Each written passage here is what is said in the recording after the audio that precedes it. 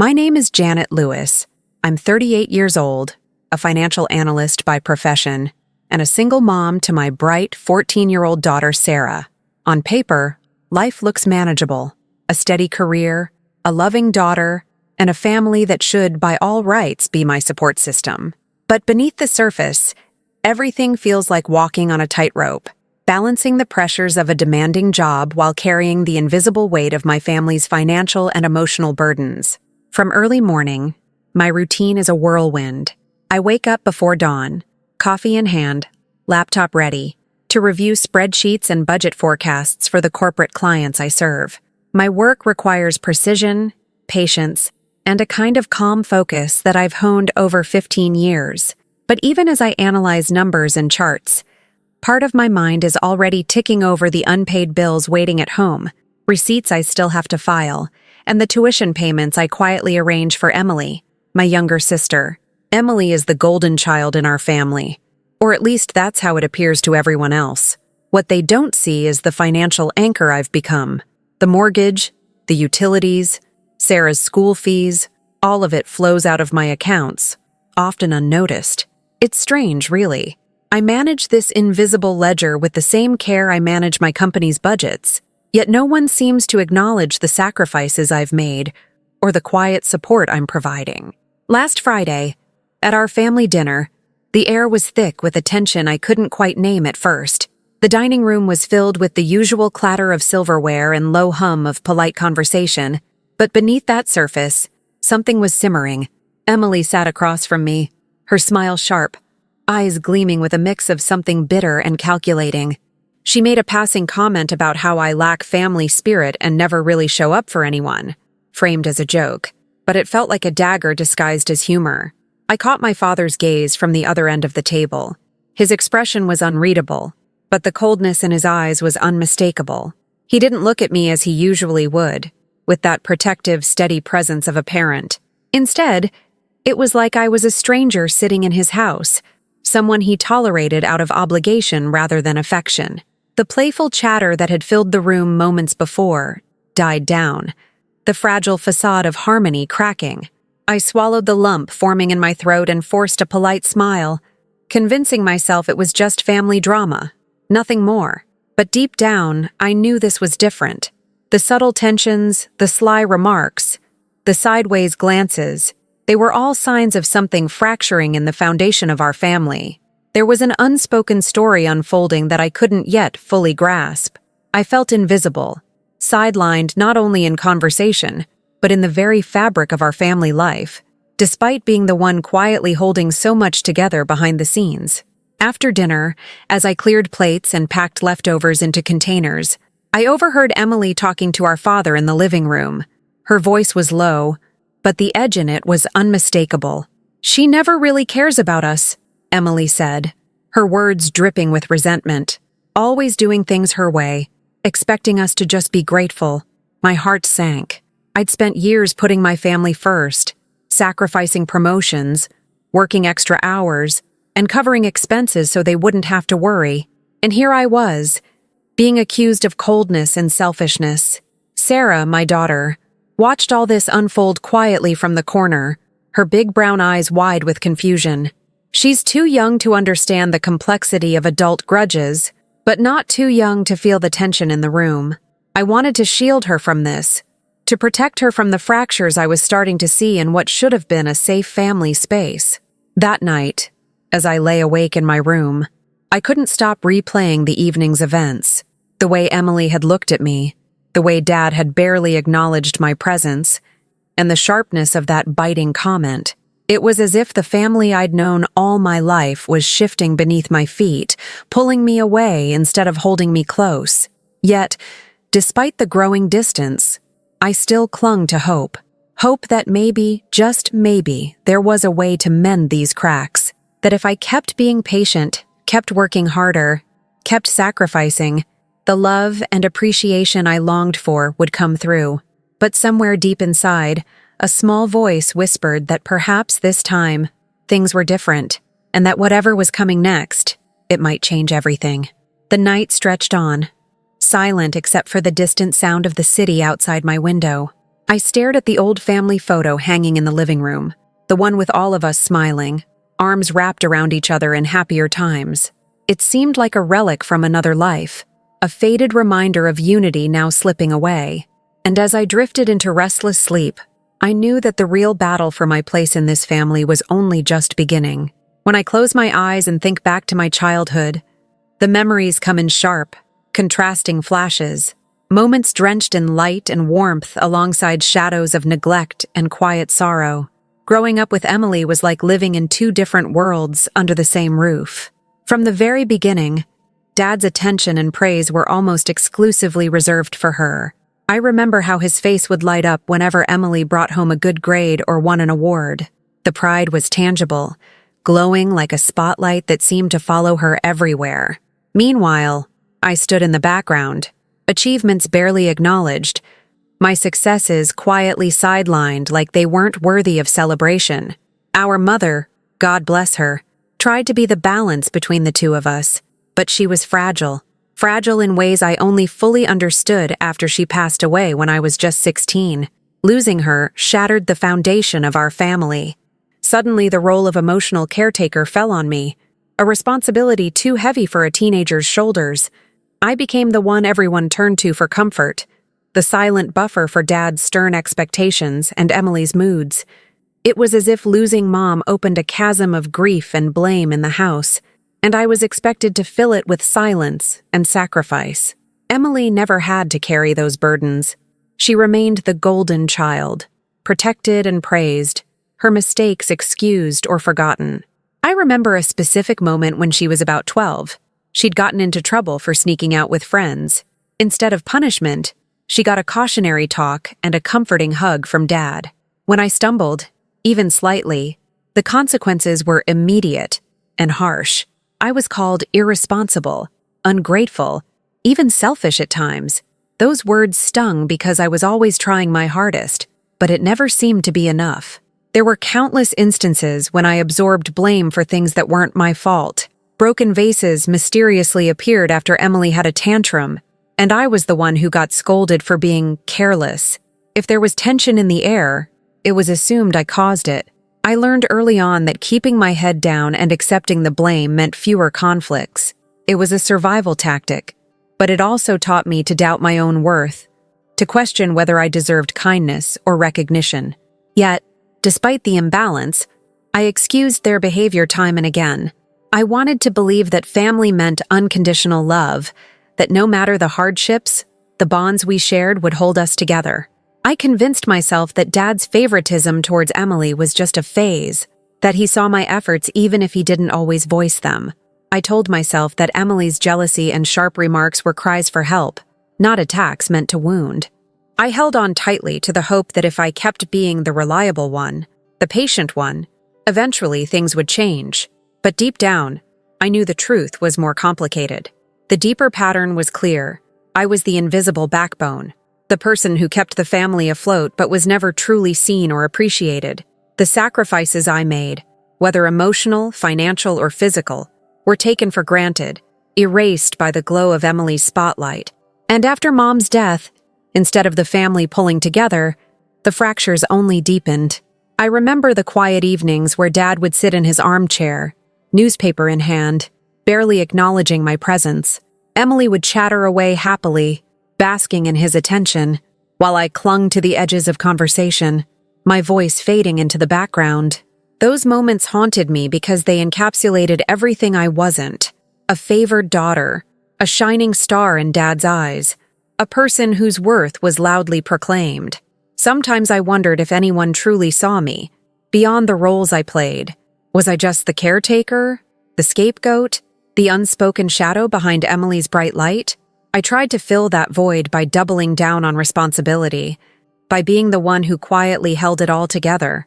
But the cost was high: a slowly growing resentment and a deep-seated loneliness that no amount of hard work could fix. And yet, even with all that pain buried inside, I kept hoping. I hoped that family meant more than favoritism and silence, that love was stronger than neglect, that maybe one day someone would see me, not just as the provider or the caretaker, but as Janet, a person who deserved respect and belonging. This hope was my fragile lifeline, even as the years revealed how fragile it really was. For years, I quietly carried the heavy financial weight that kept our family afloat, even though no one seemed to notice. It wasn't just the mundane day-to-day expenses either. I was responsible for covering some of the biggest bills that defined our household's stability. Emily's private college tuition, for example, was entirely paid out of my account. I never once mentioned it. No boasting, no expectations, just a silent commitment to ensure her education was secured, even though she acted like it was a given right. I remember the countless late nights sitting at the kitchen table, poring over bills and bank statements after putting Sarah to bed. The mortgage payments alone were a monthly burden that I shouldered so the family home wouldn't be at risk, and I made sure utilities, groceries, and medical expenses were handled without fuss. Sometimes I'd brace myself for a thank you or a word of appreciation, but it never came. Instead, there was only this lingering sense that my efforts were invisible, overshadowed by Emily's charm and the effortless way she took credit for things. There was a crucial moment a few years ago when I declined a promotion at work simply because it would have required relocating to another city. It was a great opportunity, one that matched my years of dedication and skill, but I chose to stay put because Sarah needed stability and because I was the financial backbone for the family here. Mark supported me quietly through that decision, though I could tell he worried about the toll it was taking on me. It felt like a sacrifice, but I rationalized it as just part of being the responsible one. Handling Emily's tuition payments was a complicated balancing act. Every semester, I coordinated with the college's financial office, ensuring timely deposits while juggling my own bills. Emily rarely mentioned how these payments came through, and when she did, it was usually with a casual shrug or expression of entitlement. The truth was, she expected it. And when I had to cover her unexpected medical bills during those stressful months she was hospitalized for a minor but costly procedure, I did it without hesitation, but also without acknowledgement. Even the minor expenses, like Sarah's school fees, extracurricular activities, and healthcare costs, were meticulously planned and paid for by me, often swallowed quietly so the family wouldn't stress. I managed the household's shared ledger with the same precision as I managed client accounts at work, every dollar tracked, every payment scheduled. But none of that accounting translated into recognition at home. The emotional cost was even higher. I was often exhausted, juggling client deadlines, family needs, and the constant pressure to keep everything running smoothly. Mark was my anchor, offering quiet support, but he was cautious. He didn't want to get caught up in the family drama that seemed to spiral whenever we tried to address it. He encouraged me to hold my ground, but I could tell he wished I didn't carry so much alone. Despite feeling invisible, I clung to the hope that someday my sacrifices would be seen, that my family would realize I wasn't just the background support but a lifeline. I believed that if I kept showing up, paying bills, handling crises, smoothing over conflicts, eventually the silence around my efforts would break, and I'd be valued as more than just the responsible one. It was this fragile hope that kept me going, even when I wanted to scream that I was tired of being overlooked. But somewhere beneath that hope, a quiet voice began to whisper doubts. Was I really doing this for love? Or was I trapped in a cycle of giving that went unappreciated? The line between care and obligation blurred, and I wondered if my family even understood what they were asking of me. I was the one who kept the wheels turning, yet the wheels seemed to turn only to carry Emily forward, leaving me behind. So I buried these feelings and kept paying the bills: Emily's tuition, the mortgage, the medical expenses, the utilities, because it was easier than facing the fractures growing beneath the surface. I convinced myself that this was what family meant: sacrifice without complaint, love without condition. But deep down, I knew that my silent labor was a ticking time bomb, and the day it exploded was coming closer than I wanted to admit. That family gathering started like any other, me trying to blend in, keep the peace, and not make waves. But Emily had other plans. She sat across from me, that same rehearsed, cutting smile on her face, the one that somehow manages to look innocent and venomous at the same time. The dinner was filled with the usual polite chatter, the clinking of glasses and the scrape of cutlery against plates, but I could sense something shifting beneath the surface. invisible to everyone else but glaringly obvious to me. Emily leaned forward, voice casual but laced with a sharp edge. "You know, Janet," she said, tilting her head as if pondering something deeply troubling. "Sometimes I wonder if you even care about this family. You're always so wrapped up in your work and your little projects. It's like you don't want to be part of us." Her eyes locked onto mine, daring me to respond. There was a faint laugh from a cousin nearby, approving of Emily's jab, which only made the words sting more. I forced myself to stay calm, swallowing my hurt. "I do care," I said quietly. "I'm here, aren't I?" But Emily wasn't finished. "Well, it doesn't feel that way," she retorted, voice rising just enough to draw attention. "Maybe it's because your achievements are so modest? No big promotions, no exciting stories, just numbers and spreadsheets. That's hardly inspiring." Her words hit me like shards of glass. Modest achievements? The late nights? The constant juggling of budgets? The sacrifices I made so no one else would have to worry? None of that mattered to her or anyone else, apparently. I opened my mouth to defend myself, to explain what I did behind the scenes, the thousands of dollars I funneled into tuition, the mortgage payments I made to keep our home safe, the medical bills I quietly handled without complaint. But the room had already tilted in her favor. My father's chair scraped as he shifted his weight, cutting through the conversation like a cold wind. His eyes, usually steady and calm, were hard and dismissive as they settled on me. "Janet," he said sharply, "Emily's right. You're always so busy chasing numbers that you forget what really matters. Family isn't just about paying bills or crunching data. It's about being present. And frankly, you've been absent." His words landed like a hammer, loud and final. I tried to speak up, to tell him that financial support was my way of being present, that I carried more weight than anyone realized, but he waved me off. "Don't make excuses," he snapped. "You should learn to put the family first instead of hiding behind your spreadsheets." The room erupted in awkward laughter, a few family members exchanging glances that made me feel smaller, like an outsider in my own bloodline. Emily's smile widened, satisfied with the damage. "See, Dad? She can't even stand up for herself. It's always easier to blame others, isn't it? Maybe if she showed a little gratitude for everything we do, people would want her around." The sting of her words was almost physical, like a slap that left my cheek burning. I felt the weight of all those years, being the scapegoat, the invisible provider, crashing down in that single moment. Sarah's eyes flicked toward me, wide and uncertain, and I saw the confusion and pain mirrored there.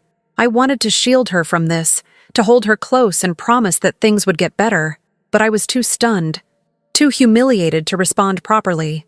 I bit my lip, clenching my fists under the table to hold back tears that threatened to spill. The rest of the evening passed in a blur.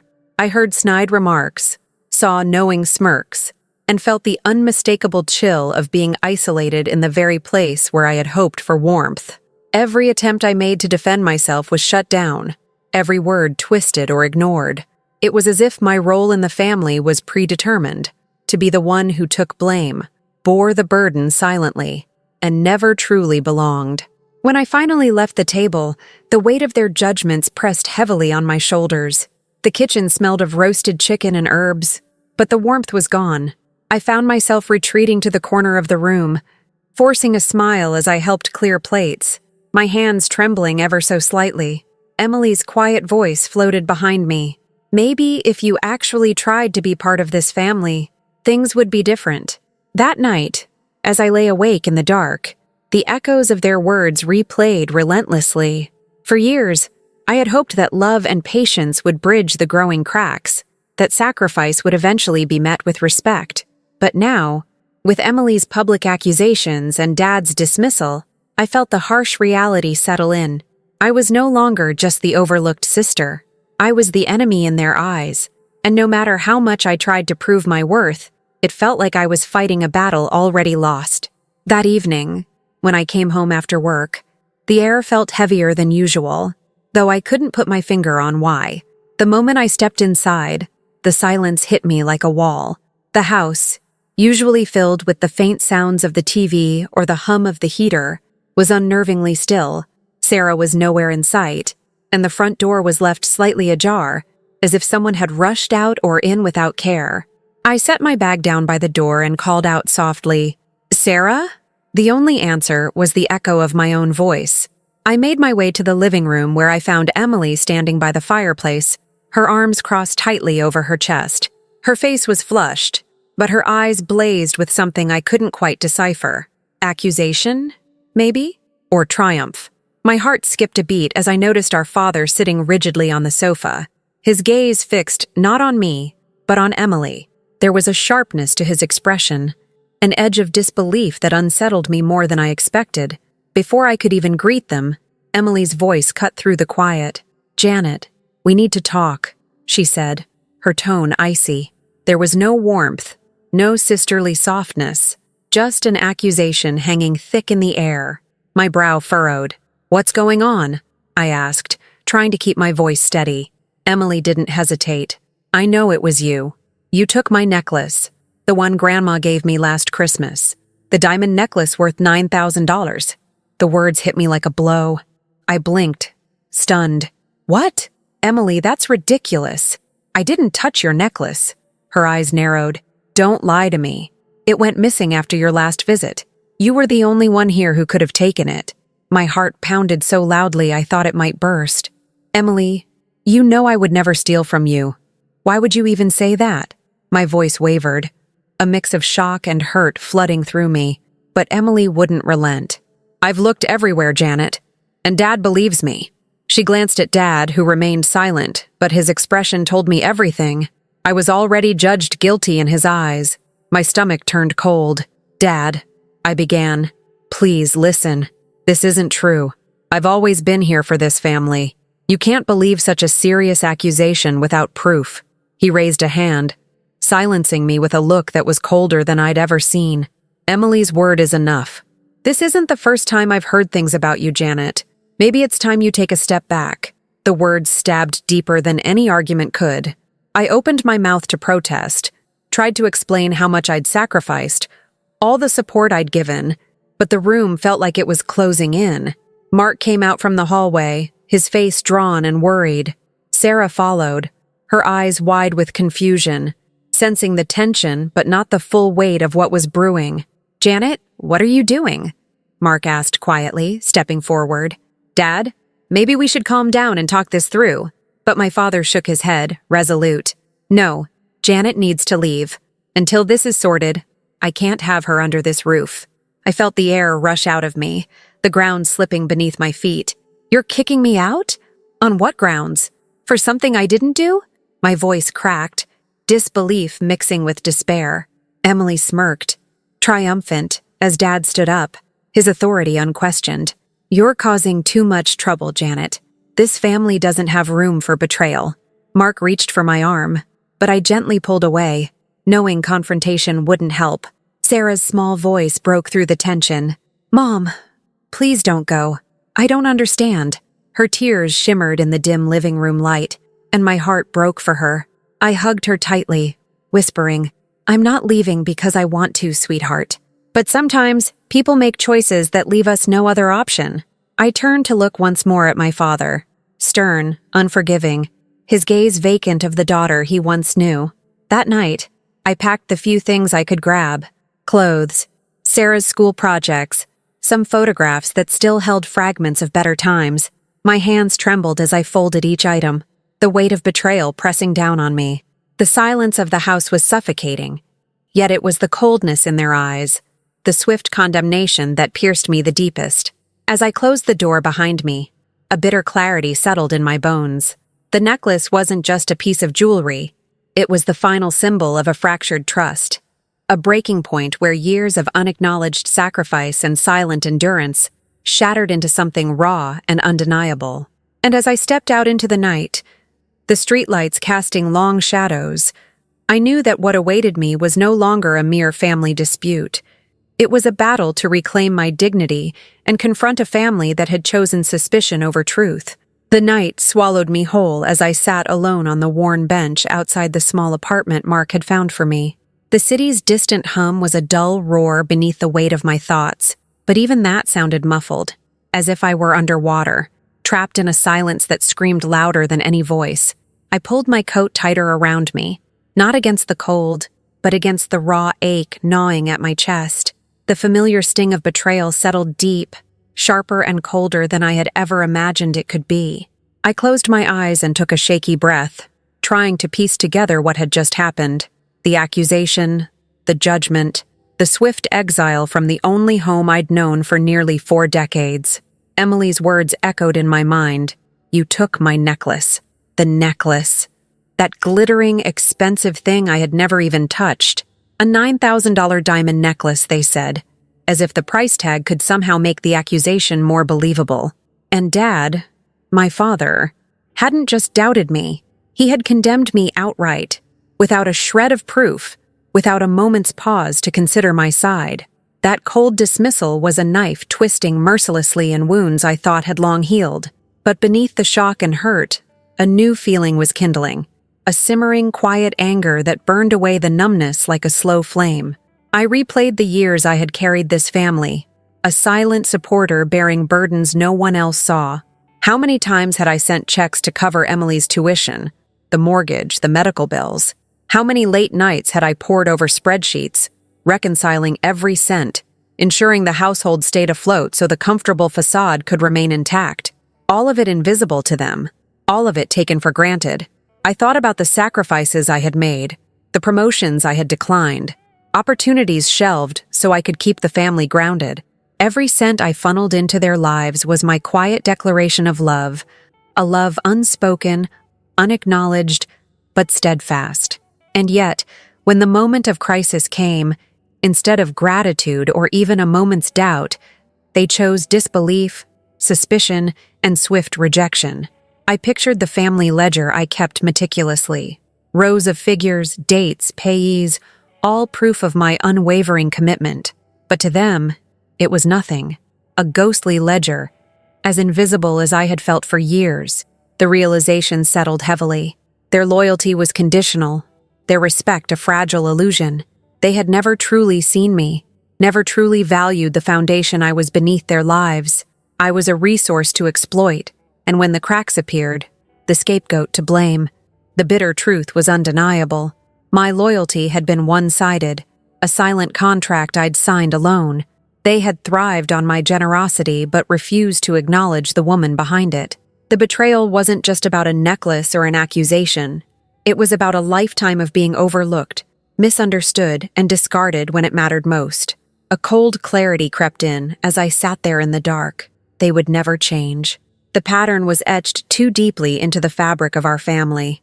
No matter how much I gave, how much I sacrificed, I would always be the outsider, the one to blame, the invisible sufferer. The hope I had clung to, hope that patience and love would heal these wounds, was dissolving like smoke in the night. Yet, amid the swirling grief and anger, a resolve began to form, a quiet, steely determination not to let this betrayal define me or break me. They had taken my home, my place in the family, and my dignity. But I still had my strength, and I would no longer be silent or invisible. If they chose to exile me, to accuse me without cause, then I would respond not with tears, but with consequences. I would protect myself, set boundaries, and reclaim my worth on my own terms. The night stretched endlessly before me, but I was no longer adrift in despair. I was awakening to a truth I could no longer deny. They owed me nothing, and from this moment forward, I would owe them nothing either. The quiet anger was no longer a flicker, but a steady flame, lighting a path toward a future where I would no longer be taken for granted. As the first faint light of dawn touched the horizon, I pulled my coat tighter once more, standing up from the bench with a slow, deliberate breath. The battle ahead would be hard, and the family I once trusted was breaking apart. But at last, I was ready to face whatever came next, not as the invisible sister, but as Janet Lewis, a woman who would no longer be silenced or dismissed. That night, wrapped in the cold silence of the apartment Mark had secured for me, I began to sift through the financial documents I had kept over the years, a habit born from my professional training, but also from necessity. Pulling out folders and logs, I spread them across the small kitchen table, the thin light overhead casting long shadows on the pages filled with meticulous notes and bank statements. Each document told a story nobody in my family seemed to acknowledge, let alone appreciate. I started with Emily's tuition bills, semester after semester, proof of payment from my account, time-stamped and documented, lined up like a quiet testament to my dedication. Nearly every check, every online transfer, came from an account I managed alone. Emily never knew the full extent of what I did. She took it for granted, assuming those funds just existed somehow, that her education was her right, not a sacrifice made in silence. For years, I had negotiated with the college's financial office, ensuring everything was settled well before the deadlines, all while balancing my demanding job and home life. Next came the mortgage statements. I have them going back nearly a decade. Each month, a check drawn from my account cleared, keeping the family home secure. The house that Dad and Emily continued to live in without a second thought. The thought stung with bitter clarity. While I was the one holding the roof over our heads, I was no longer welcome beneath it. The cold rejection of that truth hit harder than any accusation of theft ever could. Utilities and household bills were next. I had a spreadsheet tracking everything: electricity, water, internet, cable, groceries, expenses that no one ever bothered to track or question. I was the one who made sure the lights stayed on, the pantry stocked, and Sarah's needs met. The irony was suffocating. I kept the family running while being cast out like a stranger. Then I found the medical bills. There was a time when Emily's health took a worrying turn. An unexpected hospitalization for a condition that, while not life-threatening, came with a steep price tag. I'd covered every penny of that without a single complaint, juggling the payments alongside my own family's expenses. I remembered the nights I spent reviewing insurance claims, negotiating payment plans with doctors, all while Emily carried on as usual, never stopping to ask how the bills were paid. As I gathered this evidence, a deep sense of both pride and fury settled in me. Pride because I had done all this, not for recognition or thanks, but because I believed in family, in my responsibilities, even when it cost me dearly. Fury because those sacrifices had been invisible all along, dismissed and disregarded by the very people who benefited most. I printed out copies of bank statements, payment confirmations, and correspondence with service providers. Each page was a silent scream. Look here. This is the truth. I organized everything into files, labeling them with clear categories: tuition, mortgage, utilities, medical. This was my ledger, my proof, the record of a lifetime of giving that had been denied and then twisted into accusations. When I called my lawyer, the conversation was calm, but purposeful. I explained the situation, detailing my family's dependence on my financial support and the sudden, unjust expulsion from the family home. My lawyer advised me on the steps to protect my interests: freezing joint accounts, updating legal documents, and preparing for any potential disputes. I hadn't thought about a will before, but suddenly it felt urgent to clarify what was mine and what was theirs, if anything remained. I also changed passwords to all shared online accounts: banking, utilities, even email addresses, subtly but decisively cutting off access to anyone who had taken my generosity for granted. I notified service providers of upcoming payment changes, framing it as a necessary pause to reassess financial arrangements. No alarms were raised yet. I wanted to keep my actions discreet until the moment was right. Throughout this process, I maintained a composed exterior. I returned Mark's calls with measured responses, avoiding emotional outbursts that would only give my family more ammunition. I limited interactions to only what was necessary, signaling distance without confrontation. Mark, ever cautious, supported me quietly, reminding me to stay centered amid the storm. The more I unraveled their financial dependence on me, the more I realized how much control I actually held. They had built their lives on my silent efforts, assuming it would never be questioned, never be withdrawn. But now, that assumption was about to be shattered. As I closed the final file folder and looked around the small apartment, I felt a strange mix of liberation and looming conflict. I was ready to reclaim my boundaries, to demand respect where none had been given, even if it meant breaking the fragile ties that bound us. The fight was no longer just about a necklace or an accusation. It was about the truth of who I was, and what I would no longer tolerate. Tomorrow, the real reckoning would begin. After the storm of accusation and exile, I knew the path ahead had to be deliberate, quiet, and precise. There was no room for rash decisions or emotional outbursts. Not yet. My family had underestimated me for years, and now they were about to learn that the woman they cast aside was far from powerless. The first step was withdrawal, but subtle, strategic. I started by ignoring their calls. Robert's number flashed repeatedly on my phone, but I let it go to voicemail every single time. His messages grew more desperate, the frustration seeping through his clipped words. Emily's attempts were no better. Texts and voicemails piled up, accusing me of all kinds of things, demanding explanations I had no intention of giving. Not now. Not to them. I deleted messages without reading, my calm voice in my head reminding me that silence was my shield. Mark, my husband, was the one I confided in. But even with him, I was cautious. I limited his involvement because I knew too much interference could escalate tensions, and I needed to keep the focus on my terms. Mark understood. His steady support was a quiet anchor. He never pressured me to relent or justify myself. Instead, he urged patience, reminding me to stay focused on the bigger picture. Meanwhile, I began cutting off their financial lifelines piece by piece. I changed passwords on all the shared online accounts, bank logins, utility accounts, even that shared credit card Emily sometimes used without permission. It felt almost surreal, this act of reclaiming control over accounts I had managed silently for so long. I called the utility companies, informing them that payment arrangements were being reviewed, and that going forward, payments would be on hold until new arrangements were made.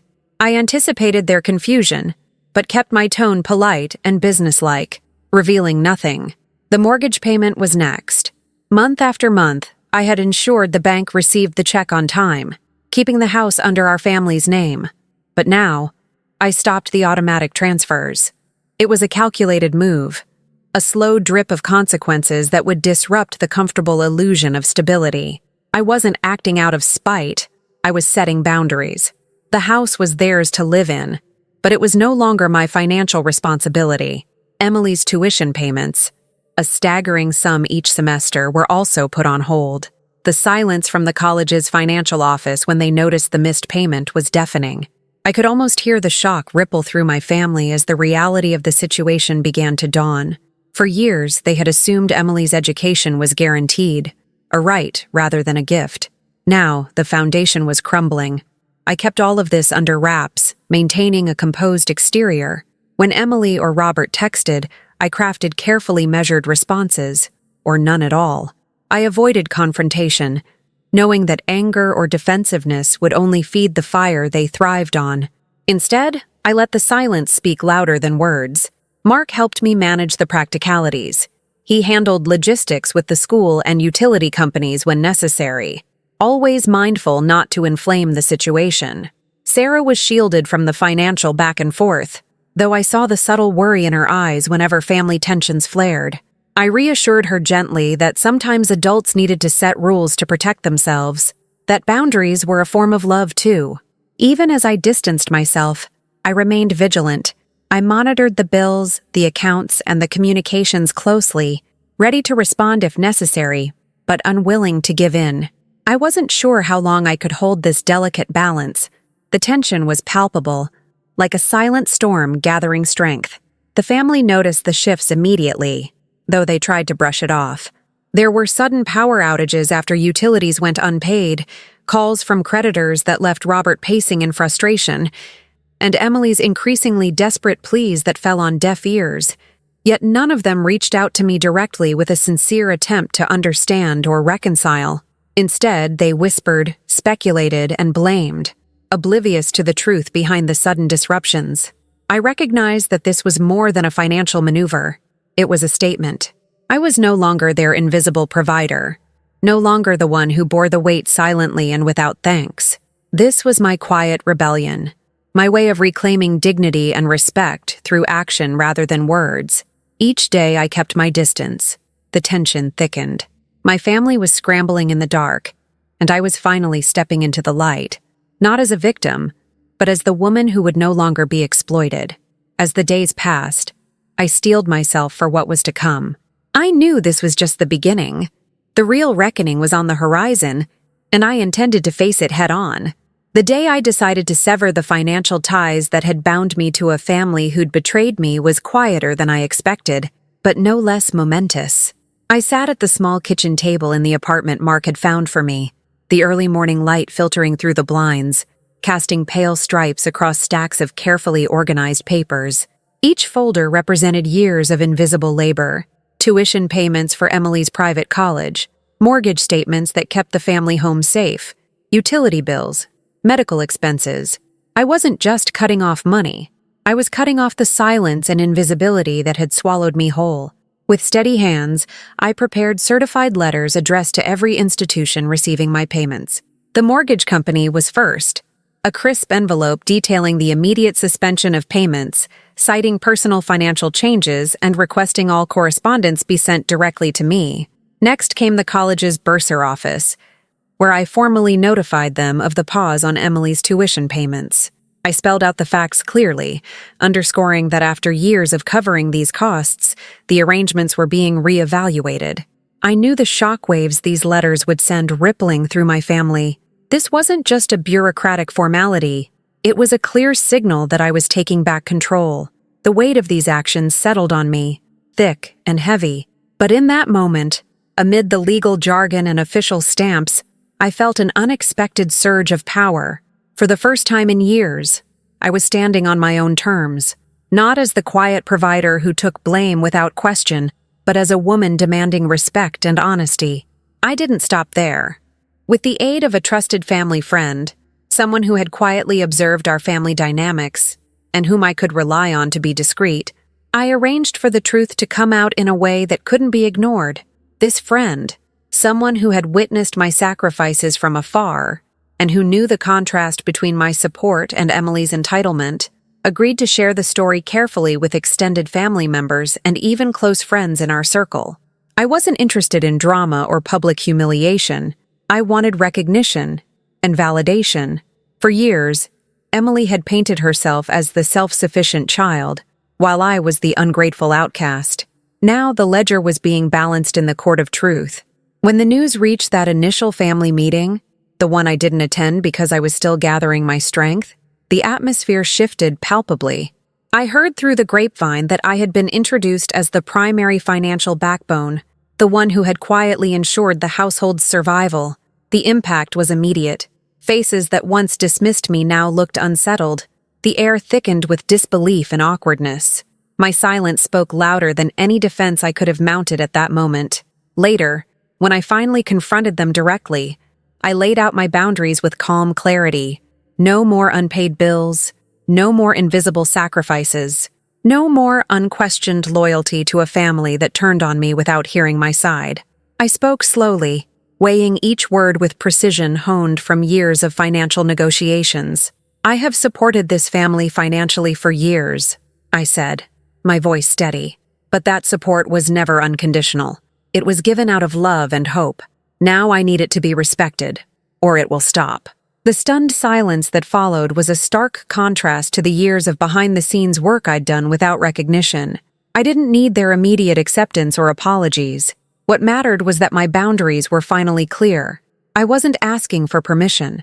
I was declaring a new reality. Behind their shocked expressions, I saw the first cracks of panic. The comfortable world they'd built on my generosity was suddenly unstable, uncertain. Emily, whose entitlement had been unchecked for so long, flickered between indignation and desperation.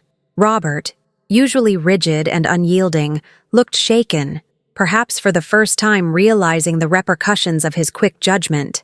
Mark stood beside me, quiet but unwavering, a steady presence in the storm. Sarah, too, was watching, her eyes wide but proud. She had seen the toll this family's fractures had taken on me, and now she saw her mother reclaiming strength. I knew this was only the beginning.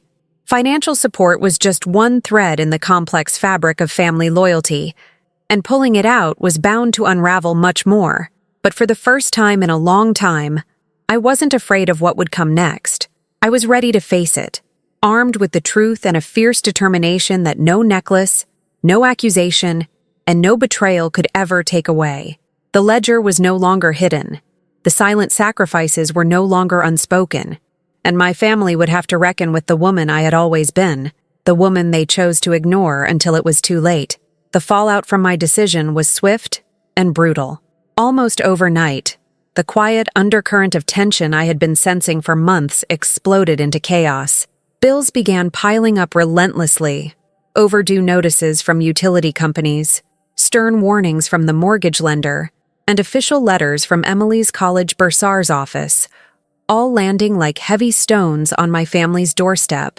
I wasn't around to witness the immediate panic firsthand, but I sensed it in the frantic calls and terse messages flooding my phone. Robert's voice was sharp and desperate when he finally broke through my silence. "Janet, you have to reverse this." "You don't understand what you're doing. You're putting this family at risk," he barked, anger and fear tangled tightly in his tone. It was a far cry from the cold dismissal I had endured just days before. Now, he was cornered, exposed by the very reality he had long ignored, the truth that I had been the family's financial linchpin. Emily's reaction was even more revealing. Her usual polished facade cracked under pressure, replaced by frantic pleas and bitter accusations that only confirmed how reliant she'd been all along. "You can't do this to me," she cried in one message. "Do you know what will happen if my tuition isn't paid? I'll be suspended. How could you be so cruel?" The entitled confidence she normally wore like armor was gone, replaced by raw panic that echoed through every word. And then the mortgage lender's letters arrived, threatening foreclosure if payments weren't brought up to date immediately. The house, the very place that once held our family together, now felt like a ticking time bomb. I imagined Robert pacing the living room, grappling with bills he had never thought twice about before, while Emily's calls to financial aid offices grew more desperate by the hour. The facade of stability was crumbling, and they had no one to blame but themselves for ignoring the foundation beneath it all. Robert's fury boiled over during one particularly heated phone call. "You think you can just walk away and let us drown? This isn't just about money. It's about loyalty and respect. You owe us, Janet," he spat, his voice thick with accusation. "I won't let you destroy this family." His words were laced with the same rigid authority that had condemned me, but now paired with a palpable fear that the consequences of his own judgment were catching up with him. I stayed calm, refusing to be baited. "I've given more than enough," I said steadily. "Respect is a two-way street, and you made your choice when you decided to believe baseless accusations over truth." Emily tried a different tactic: guilt. At a recent family gathering, she stood in the center of a small crowd, her voice trembling but determined. "How could you do this to me, Janet? After everything? I didn't ask for your money, but here we are. You're tearing this family apart."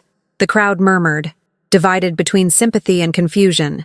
Some relatives whispered about family duty and sacrifice, others about fairness and boundaries. But the weight of my silence and the evidence I'd laid bare shifted the conversation in ways I hadn't expected. Mark, ever my quiet anchor during this storm, handled most of Sarah's worries. Our daughter was caught in the crossfire, her sensitive heart aching as she watched the family she loved fracture before her eyes. "Mom, I don't understand why they're so angry," she said one evening, tears glistening in her eyes. I pulled her close, holding her steady. Sometimes grown-ups make mistakes, and sometimes people don't see the whole story. But what matters is that we stick together and remember who we really are. Her small nod and brave smile were a balm, reminding me why I had to keep fighting. For her, for myself. Despite the mounting pressure, I stayed firm. The flood of overdue notices, angry calls, and strained family conversations only underscored a painful truth. Their world was built on the foundation I had laid, and without my support, it was unraveling fast. Yet, I was no longer willing to be the invisible pillar holding it all up. The family's reputation began to suffer as whispers spread beyond our walls.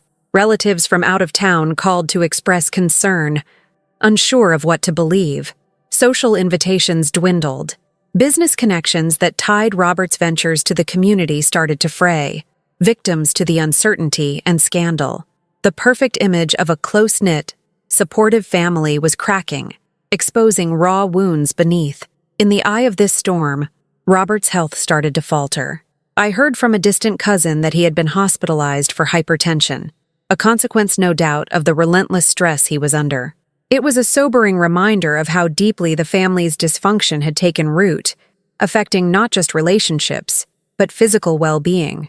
Emily's social media presence became a battleground.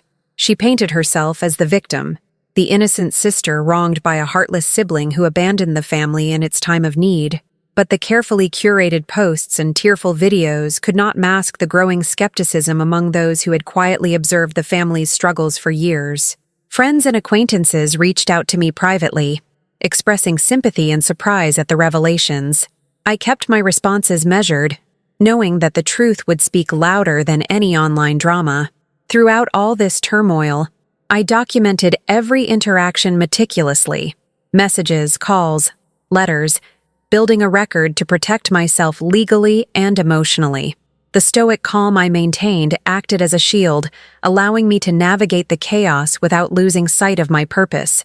Some distant relatives began to take my side, their quiet support a small but significant beacon amid the storm. Others dug in their heels, unwilling or unable to see beyond old loyalties and biases. The family was splintering, alliances shifting, and the very idea of family became fragile and contested. As the bills mounted and the family's panic grew, I remained resolute. The cost of their betrayal was steep, but the price I paid in silence and sacrifice had been far higher. This was not just about money, it was about respect, truth, and reclaiming my dignity in a family that had tried to erase me. And even as the storm raged on, I braced myself for the battles yet to come, knowing that the hardest part was still ahead. The weight of consequences settled over the Lewis family like a creeping fog, thickening with each passing day. The foreclosure notices arrived first, a stark official reminder that the mortgage payments, once reliably covered from my account, had ceased. The bank's letters were unyielding, their tone cold and procedural.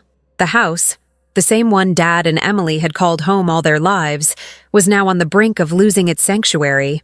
I imagined my father, normally so commanding and composed, pacing the living room floor, his forehead creased with worry lines that hadn't been there before. The relentless pressure was beginning to wear on him visibly.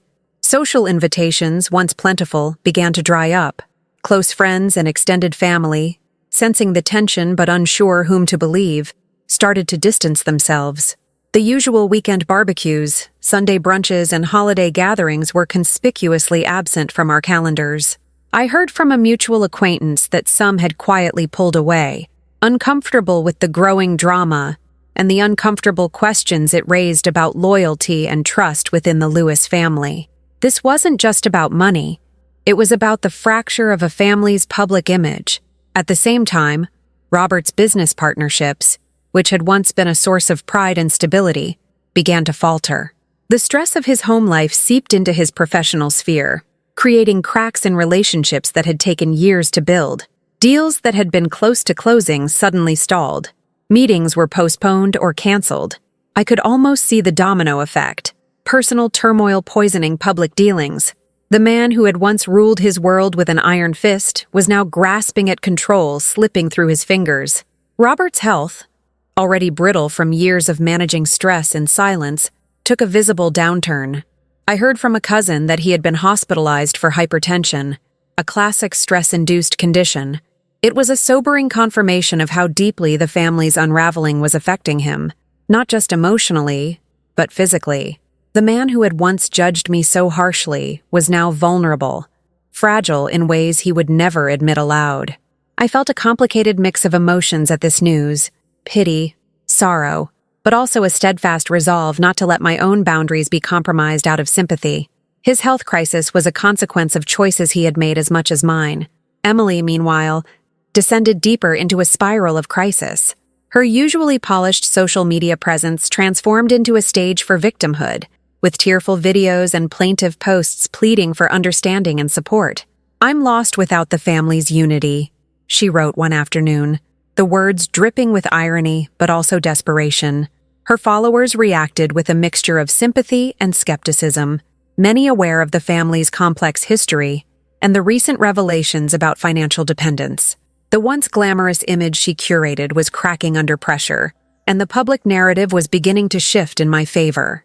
Behind the scenes, I meticulously documented every interaction: phone calls from desperate relatives, angry texts from Emily, terse emails from Robert's business associates. Each message was a thread in a growing legal and emotional safety net. This was no longer just a personal battle. It was a fight to protect myself from the repercussions of a family fracturing under the weight of its own secrets. Mark remained my quiet anchor throughout the storm. He handled Sarah's worries delicately, reassuring her that this turmoil was not a reflection of who we were as a family, but rather a consequence of grown-up mistakes and misjudgments. Sarah, sensitive and perceptive, often asked questions that I struggled to answer without exposing her to adult pain, yet her resilience surprised me. Her small acts of kindness, like leaving me a cup of tea during late nights poring over documents, reminded me why I had to keep fighting, not just for myself, but for her future. As the weeks wore on, the Lewis family's fractures deepened. Some distant relatives began to express quiet sympathy for me, reaching out in tentative support. Others, however, dug in their heels, unwilling to question old loyalties or challenge the narrative they had grown comfortable believing. The family was splintering into factions, each side entrenched in its own version of truth and betrayal. Throughout it all, the bills continued to pile up at the Lewis household. Utilities shut off temporarily, overdue notices distracting from daily life, the creeping shadow of foreclosure looming larger with each missed payment. The facade of normalcy my family once projected was dissolving, revealing raw wounds and unspoken resentments that had been festering beneath the surface for years. I stood firm, resolute in my decision. The cost of their betrayal was steep, yes, but the price I had paid in silence and sacrifice had been far greater. This was about reclaiming my dignity, about demanding respect and honesty in a family that had tried to erase me. The storm was far from over, but I was no longer the invisible sister. I was a woman who had set boundaries, and the consequences were unfolding in real time, messy, painful, and irrevocable. And as the night deepened around me, I braced myself for what was yet to come, knowing that the hardest battles were still ahead. The weight of everything hung heavily in the air, like a storm cloud refusing to break. Our family had reached a crossroads, one where the old ways, of silent sacrifice, blind loyalty, and unspoken resentment, could no longer hold us together. The consequences of years of neglect and betrayal were unfolding in real time, irreversible and raw. But amid the rubble of broken trust and fractured hearts, I found clarity. I had to offer a path forward, not out of weakness, but out of strength, and with firm boundaries that demanded respect. The first time I spoke to Robert after everything had spiraled, I remember looking him in the eye and saying, "Dad, I'm willing to try again, but only if it's on equal terms. No more assumptions, no more accusations without proof, and no more taking me for granted. If we're going to call this a family, it has to be built on respect and accountability." His face was tight, guarded, but beneath that, I saw a flicker of something, maybe the understanding that this was my final line in the sand. Emily, predictably, tried to dismiss my words as cold and calculated. "You think you can just turn this around whenever it suits you?" she sneered during one tense phone call. But I held steady. "It's not about suits, Emily. It's about boundaries. You took my loyalty for granted. And when I needed you to see the truth, you chose to believe lies instead. That's not how family acts." The line went dead before she could respond, her silence louder than any argument. I made it clear to them both. Reconciliation wasn't a blank check. If they wanted me back in their lives, it would require more than words. They had to own their mistakes, acknowledge the years they overlooked my contributions, the pain caused by their accusations, and the damage done by their quick judgments. It wasn't about punishment, it was about honesty. Without that, there could be no real healing. In the days that followed, I focused on rebuilding the life Mark, Sarah, and I had begun to piece together. Our little apartment, once a temporary refuge, became a home filled with light and laughter again. Sarah's smile returned slowly as the tension lifted from our daily lives. and Mark's quiet support reminded me I was no longer alone. For the first time in a long while, I felt the peace that comes from standing firm in your worth. The old family photo in the living room haunted me still, but it no longer felt like a ghost from a better time. Instead, it was a reminder, a symbol of what we had lost and what could be regained, if only everyone was willing to change. I kept it carefully framed in the corner of our apartment, a silent witness to the past and a quiet hope for the future. I also set clear financial boundaries. The mortgage payments, Emily's tuition, and the household bills would only resume if we had explicit agreements in writing and a mutual commitment to respect my role, not just as a provider, but as an equal family member whose voice mattered. I wasn't willing to sacrifice my stability or dignity again for a family that had taken me for granted. The distance I established wasn't easy. There were days when loneliness crept in, when the pain of being sidelined threatened to overwhelm me. But those moments were tempered by the knowledge that this was necessary, both for my well-being and for the possibility of a healthier relationship in the future. I refused to be invisible any longer, or to let my love be used as a weapon against me. I believed, despite everything, that the Lewis family could survive if we all embraced accountability and respect. But the choice to change was theirs alone. I had done my part. I had laid the cards on the table, drawn my boundaries clearly, and taken back my power. What unfolded next would depend on their willingness to meet me halfway. So, as I look ahead, I am not naive. I know the road will be difficult, the wounds not easily healed, but I am resolved to move forward with dignity, surrounded by those who truly see and value me. Mark and Sarah foremost among them. The past will always be a part of us, but it no longer defines me.